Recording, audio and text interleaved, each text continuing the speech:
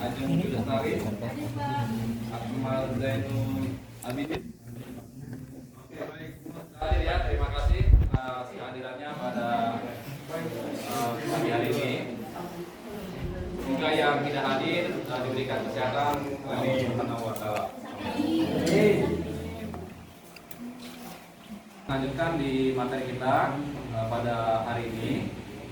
Adik-adik yang perlu adik-adik pahami, pertemuan kita pada pagi hari ini yaitu akan memahami konsep dasar statistika dan notasi penjumlahan.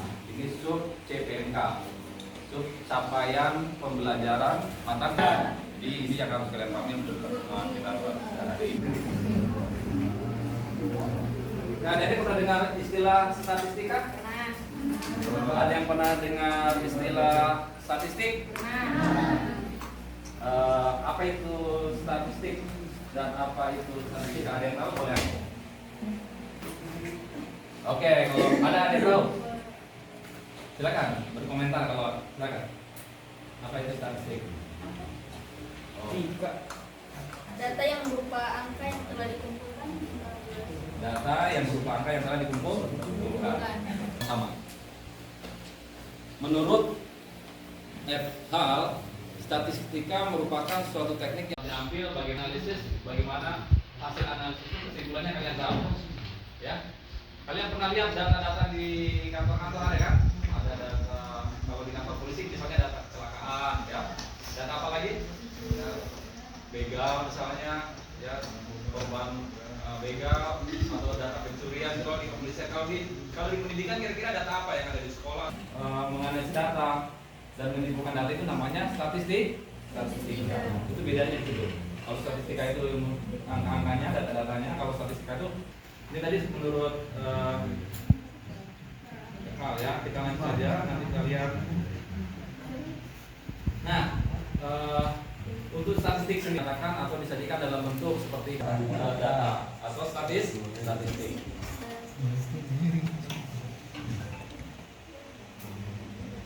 Nah, beberapa masalah dapat dipecahkan dengan menggunakan statistika. Pemecahan dengan menggunakan statistika akan lebih cepat dan tepat jika menggunakan metode ilmiah, yaitu metode yang menggunakan langkah-langkah sebagai berikut. Misalnya, pertama mengidentifikasi masalah atau peluang. Yang kedua, mengumpulkan fakta. Yang ketiga, mengumpulkan data. Yang keempat, mengklasifikasi dan membesarkan data. Yang kelima, melaporkan hasil analisis. Nah, itu beberapa yang dapat dipecahkan oleh apa? Statistika. Oke, orang-orang yang mewakili untuk menuntut kenaikan gaji kan enggak?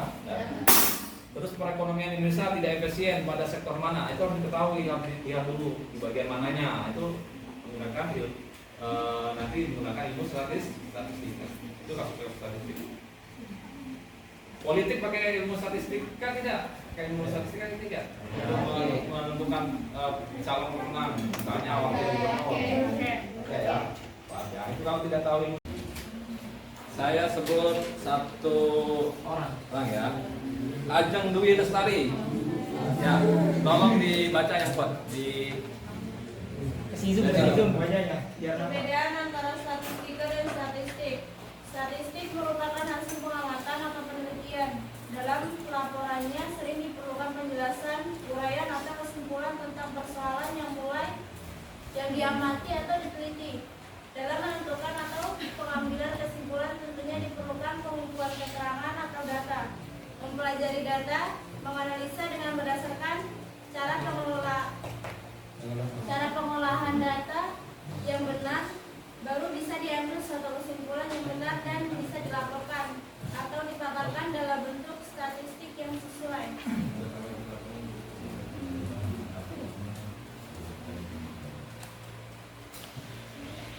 Statistik itu adalah kumpulan data atau angka ataupun informasi. Sedangkan statistika itu merupakan ilmu yang mempelajari tentang cara mengumpulkan data atau cara menganalisis.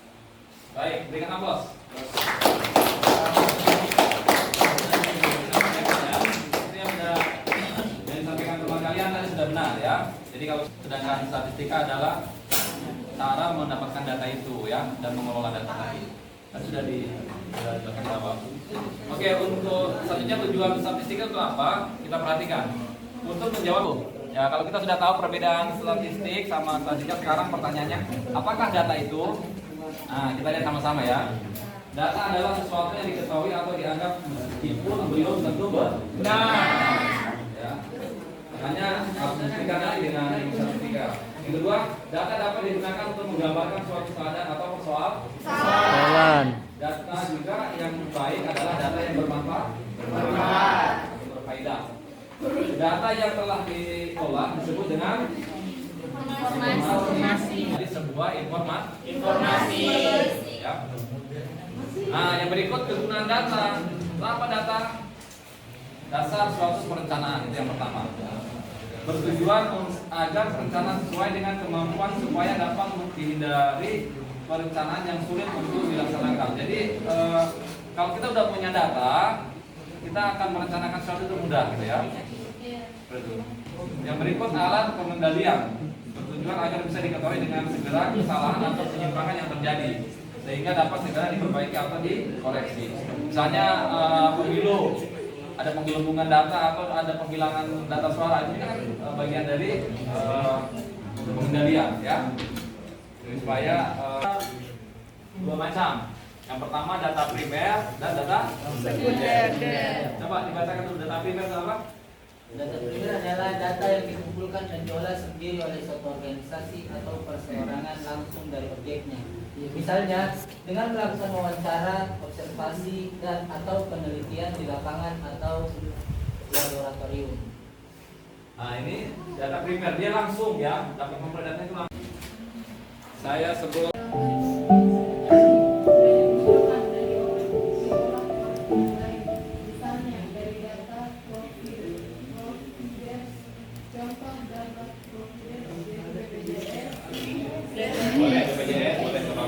BPS dan LIPI.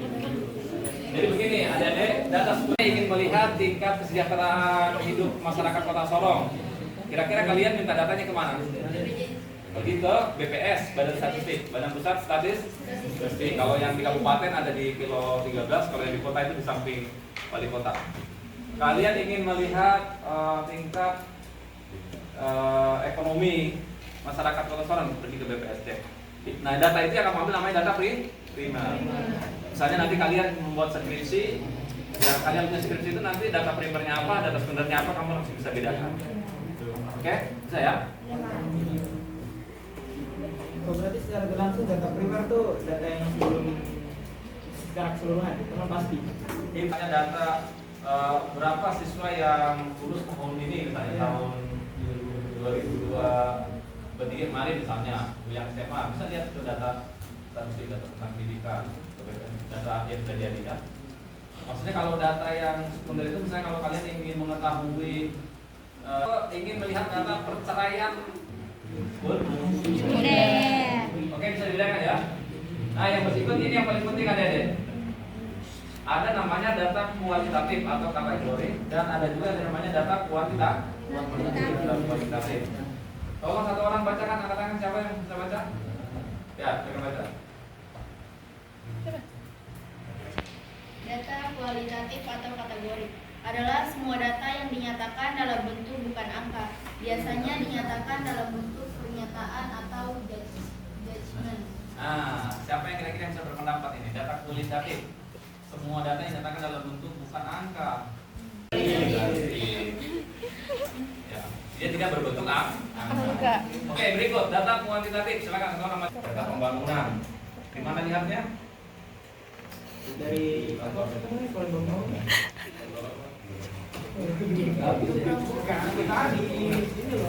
Jumlah penduduk. Ya. Seperti jumlah perceraian. Jumlah penduduk. Ya, betul. Jumlah penduduk di mana dia ambil? Capil. Ya.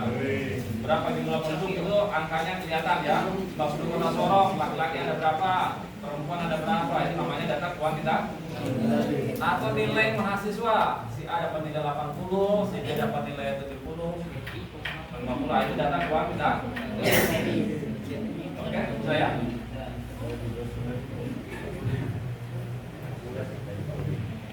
beberapa pemahaman kita pada kuliah hari ini, silakan kalian membentuk kelompok. Silakan.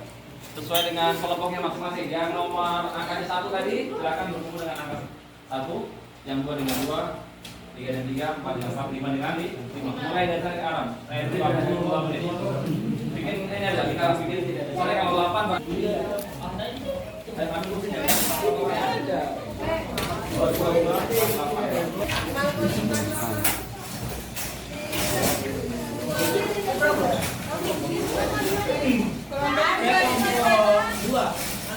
Oke, kita lanjut diskusi kita. Jadi sebelum diskusi, coba perhatikan dulu sebentar. Saya akan jelaskan tentang penguatan tentang data. Setelah itu nanti ada soal latihannya, kalian diskusikan ya. Oke, bisa? Bisa ya? Oke, kita lanjut. Menurut tingkatan skalanya, data dikelompokkan menjadi ini ya. Ada 4, data nominal, ordinal, interval, dan data rasio. Jadi kalian harus pahami, data nominal itu sekarang hanya digunakan untuk kategorisasi atau memberi nama saja untuk membedakan. Misalnya, jenis kelamin pria diberi skor 1 dan wanita diberi skor 2. Nah, ini data nominal. Bisa ya, kategorisasi. Terus misalnya, apa warna favorit Anda? Ada ungu, coklat, abu-abu, putih. Nah, itu namanya data apa? Jadi misalnya saya memberi skor jenis kelamin pria diberi skor 1 dan wanita diberi skor 2. Ya, ini namanya data nominal. Tapi 1 dengan 2 ini tidak membedakan besar kecilnya ya. Hanya untuk memberi kode aja. Oh, kalau pria itu 1, 2 itu wanita. Tapi 1 dengan 2 itu tidak membedakan besar kecil. Paham maksudnya? Paham. Ya. Misalkan pria skor 1 ditambah dengan pria skor 1 itu tidak menjadi jenis kelamin macam menjadi 2 gitu. Oke, bisa ya? Apa itu data nominal? Data yang digunakan untuk membedakan serta sudah dapat digunakan untuk menentukan tingkatan. Sudah bisa membedakan tingkatan. Misalnya, tanggapan tentang suatu rencana perubahan peraturan. Ada yang sangat setuju, berarti skor 4. Setuju, skor 3. Tidak setuju, berarti skor 2. Sangat tidak setuju, skor 1. Ini sudah membedakan. Itu namanya data ordinal. Perbedaan ya, sudah membedakan skor. Terus, karyawan dengan kinerja sangat baik memiliki kinerja yang lebih tinggi dari karyawan yang memiliki kinerja baik. Kan dia sangat baik loh.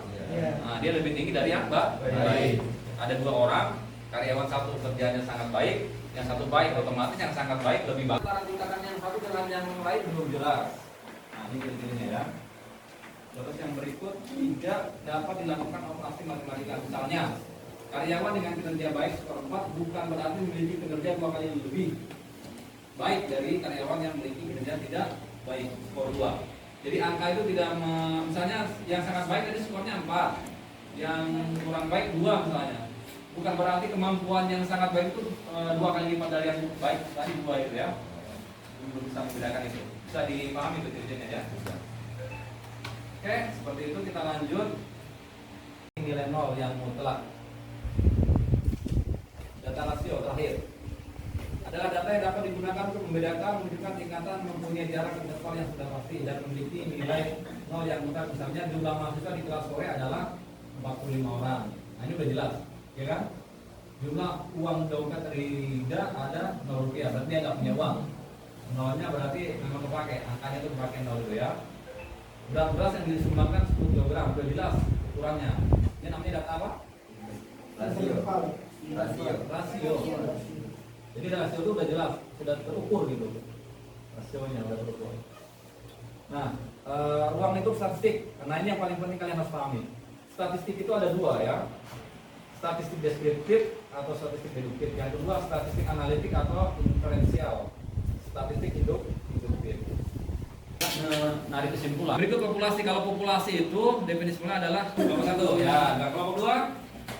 Oke, kelompok 3, kelompok 4, ada juga ya kelompok 5. Oke, kita sama-sama lihat soal nomor 1. Semua sekarang silakan buka referensi, boleh HP, boleh buku. Jelaskan hubungan antara statistik deskriptif dan statistik yang inferensi. Gunakan contoh kasus yang konkret untuk menjelaskannya. Silakan kerja kelompok. Silakan cari di YouTube, di Google atau di mana.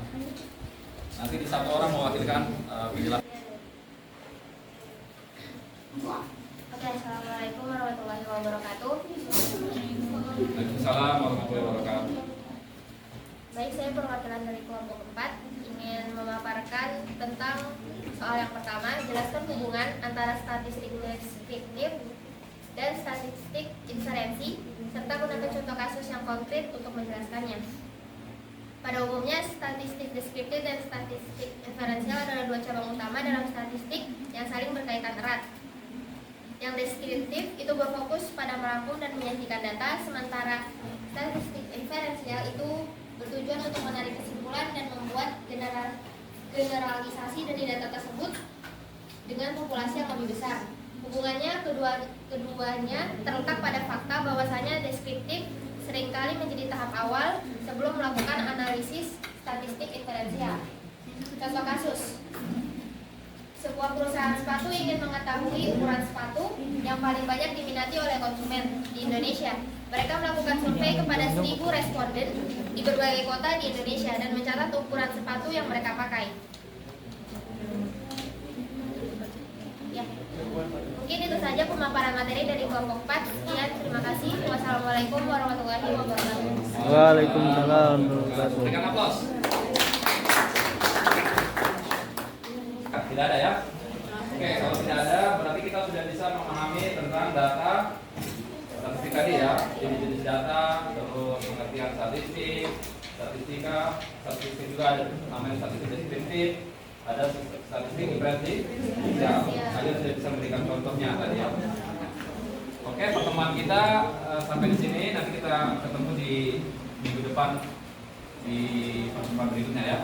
Terima kasih. Assalamualaikum warahmatullahi wabarakatuh. Waalaikumsalam warahmatullahi wabarakatuh.